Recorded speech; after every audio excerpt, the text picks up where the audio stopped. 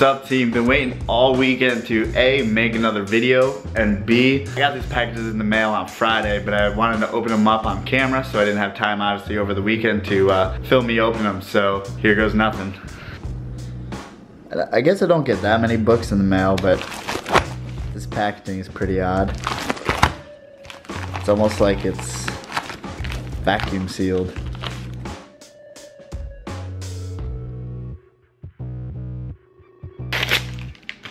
So the first book is Corn Snakes, the Comprehensive Owner's Guide from the Experts at Advanced Vivarium Systems, written by Kathy Love and Bill Love. So Kathy Love and Bill Love are legendary corn snake breeders. So even though obviously this might be a book that you may see at a pet store for someone buying their first pet snake or something like that, it's still gonna have cool information in it, and I still would like to read it.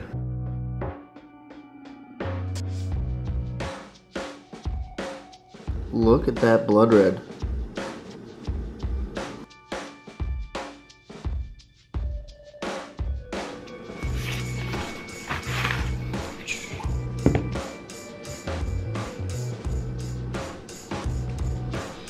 So the second book is going to be Corn Snakes in Captivity by Don Soderberg. Kind of the same story as the other one. This is supposed to be kind of a general keeping guide for new corn snake breeders, but also done by a legend in the corn snake and reptile hobby in general, Don Soderberg. Person who first found the palmetto corn.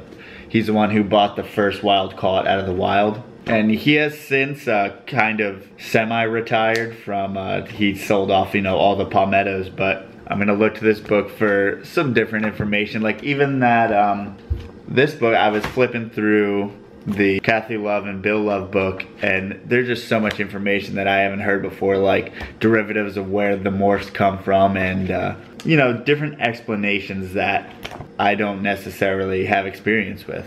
So there's always definitely new things to learn.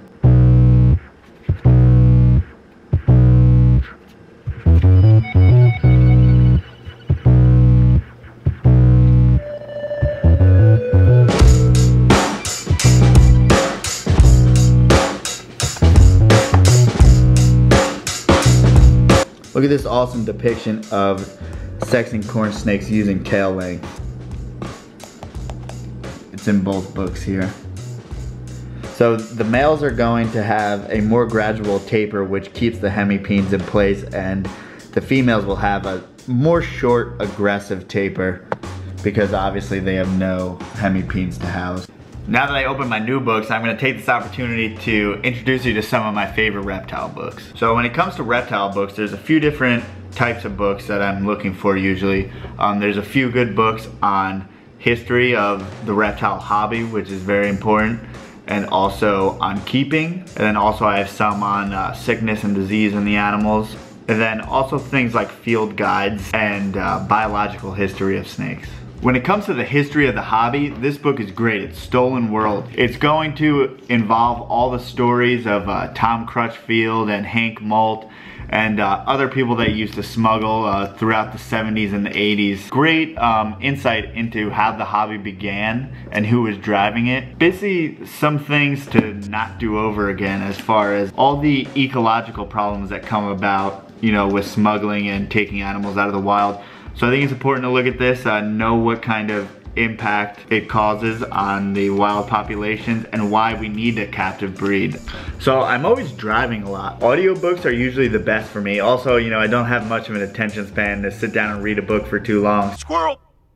Audio works perfect for me. And this one in particular, one of my favorite books, The Lizard King, has an audio version.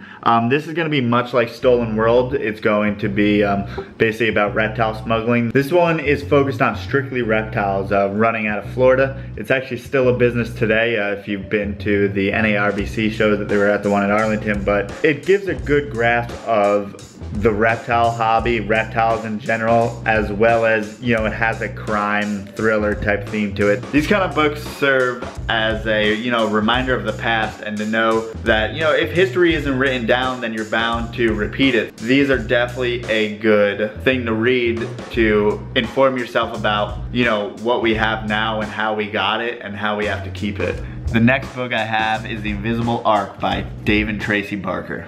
You may know Dave and Tracy Barker as ball python breeders, as they worked here in the Dallas area, I believe at the Dallas Zoo. They are biologists with zoological experience, and this is actually a book basically defending captivity.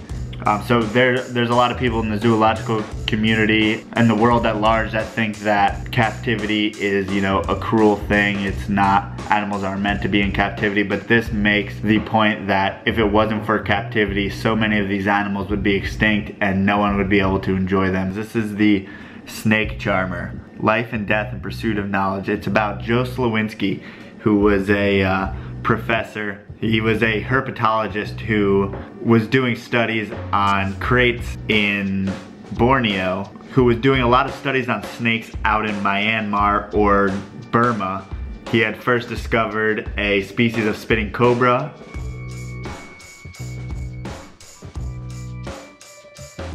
This story is about him being in Myanmar. Actually, on September 11th, he got bit. They thought it was a deinodon, which is something that looks exactly like a mini banded krait. So he just grabbed it out of a bag with his hand, and the krait bit him and envenomated him. And then he was stuck in the middle of Myanmar. He actually journaled all of his symptoms, all the things he was going through, and he ended up dying in the jungle in Myanmar before they were able to get him to any help. So a must-have for sure for anyone who's interested in Australian pythons, especially carpet pythons, the complete carpet python. There's a book by Nick Mutton and also by Justin Julander. Nick Mutton, who is owner of Inland Reptiles, probably one of the most extensive breeders of carpet pythons, definitely the most extensive breeder of carpet pythons and everything Morelia, and keeps perfect lineage of all the animals the best he can. You know, this ranges everything from the natural history of pythons and a bunch of snakes in general. This is just such an extensive book on Australia and Australian snakes. Not even just carpet pythons, also has rough scale pythons in there. Then it heads into captive keeping as well as captive breeding. People always ask, how do you breed carpet pythons? Well, this will tell you exactly how by people who have been doing it for quite a long time. So, and then I mean, he even has pictures of all the mutations that were existing at the time of the print of this book, which is pretty much a whole bunch of pictures at the end of just amazing snakes, as well as even snakes that are out there in the wild. You know, in situ pictures of carpet pythons in the wild.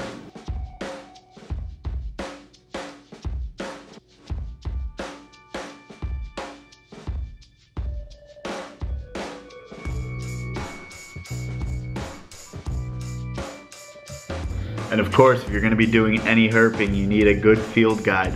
The one that I have is the Patterson's Field Guide, Reptiles and Amphibians. I believe this one covers the eastern and central United States, so if you are in a western state, you have to get a different field guide. But this is so extensive of all the species and as well as depictions of them, and all these have great colored and keyed range maps. And then even, you know, if you find a toad or something, it's in here, as well as salamanders. So it has lizards, snakes, and all the amphibians. Great resource for anyone out there field herping, or if you just want to get in tune with what is out there in general.